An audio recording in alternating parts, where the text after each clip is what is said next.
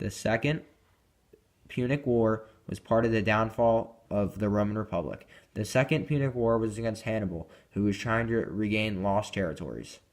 During Hannibal's siege, he marched through the Alps, which had never been done before. He lost many troops and many elephants, but emerged victorious, and at the end of the total death toll at the end of the battle resulted in 40,000 Roman deaths. The Marian reforms. The Roman army needed more troops to protect their borders. Peasants were now able to serve in the Roman military. People who weren't citizens could then become citizens from fighting in the military. Legionnaires were very poor and loyal to the generals first and foremost, then the government second. This meant less loyalty to Rome and led to civil wars. The government tried to stop the rebellions and civil war from the soldiers rebelling against the government and being loyal to the general.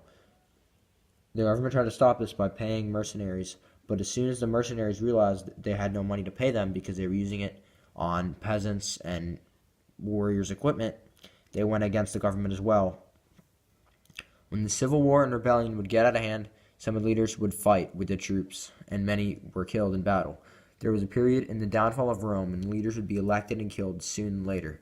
There were a time when many leaders were in office in a very short amount of time.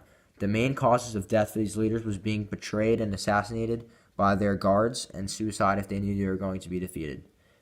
The leadership of Rome at that time was changing constantly due to mainly every leader being killed off. This was how the Roman Republic fell. When Rome was transitioning to an empire, they controlled most of the Mediterranean.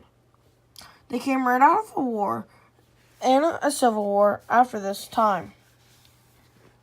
The leader in this time was Octavian Augustus, the man of many titles. One of his titles was Augustus, another one was Caesar, a third one was Imperator, and the fourth one was Princeps.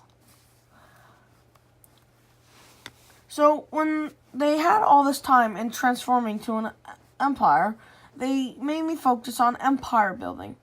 They built aqueducts that carried clean water from high points down to major cities centers.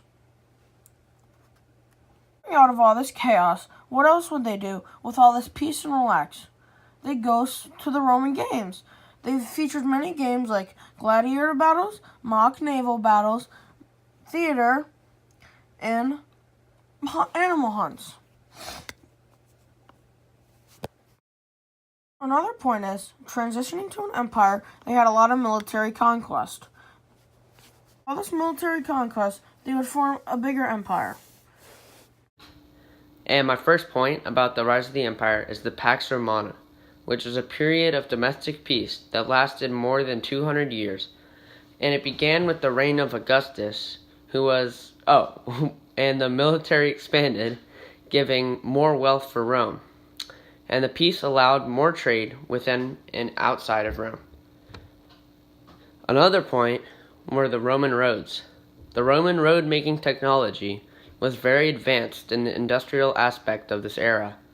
These roads spread throughout the country and were made in many layers with drainage ditches. These roads were so well built that many of them still exist today. The third major point was latifundia, which led to large grain surpluses. The food was given to the poor in an attempt to stop them from fighting back against the empire.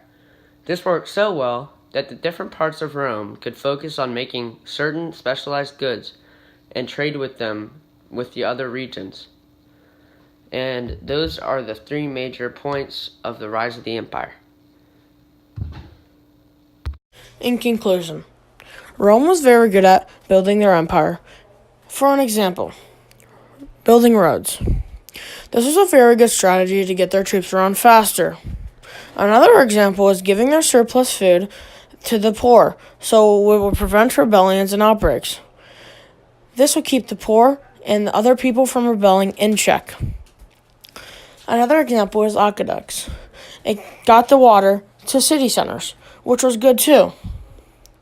Although Rome had its ups and downs with 2 civil wars, it really did do good in the end game.